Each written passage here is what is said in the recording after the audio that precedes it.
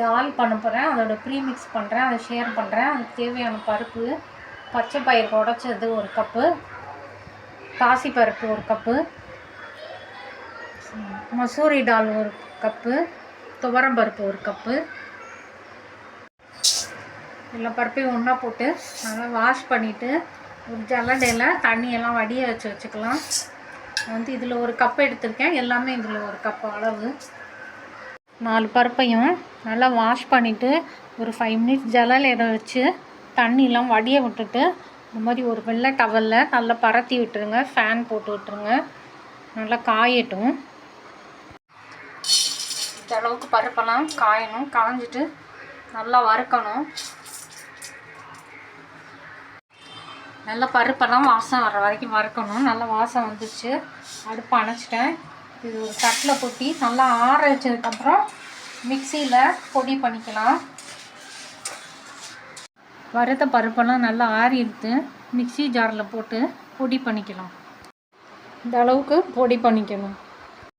கடாயில் எண்ணெய் வச்சுருக்கேன். காஞ்சிருச்சு. கடுகு போட்டேன். பொரிஞ்சிருச்சு. காஞ்ச மிளகா, பச்சை மிளகா, இதுவும் நல்லா பொரியணும்.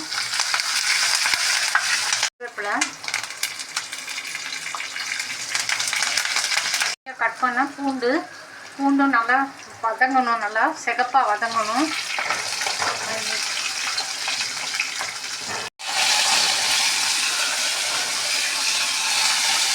கொத்தமல்லியும் பொடியாக கட் பண்ணி போட்டுட்டு அதையும் நல்லா வதக்கணும். மஞ்சப்பொடி, பெருங்காயம் இதெல்லாம் நல்லா வதங்கிடுச்சு. பொடி பண்ண டாலை போட்டு நல்லா அதோட மிக்ஸ் பண்ணணும்.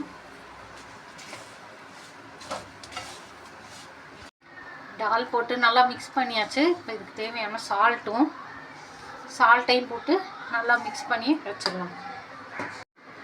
சால்ட்டெல்லாம் போட்டு மிக்ஸ் பண்ணியாச்சு. ஸ்டவ் அணைச்சிட்டேன். நல்லா ஆறணுன்னா ஒரு டைட்டு கண்டெய்னரில் போட்டு ஃப்ரிட்ஜில் வச்சுக்கலாம். எப்போ வேணுமோ அப்போ ஒரு 2 ஸ்பூனோ 3 ஸ்பூனோ எவ்வளோ தேவையோ அவ்வளோ எடுத்து தண்ணியை ஊற்றி நல்லா கரைச்சிட்டு அடுப்பில் கொதிக்க வச்சோம்னா டால் ரெடி.